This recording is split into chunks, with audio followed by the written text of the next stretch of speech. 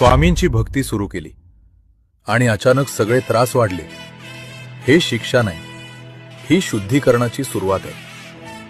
भक्ती सुरू झाली की जुनी कर्म, सवयी आणि वेदना वर येऊ लागतात. अहंकार आणि नकारात्मक शक्ती शेवटचा प्रतिकार करतात. म्हणून त्रास वाढल्यासारखा वाटतो. स्वामी आधी मजबूत करतात, मग त्रास दूर करतात. ते भक्त तोडत नाही, घडवतात. फक्त एकच करा, नामस्मरण, श्रद्धा आणि संयम.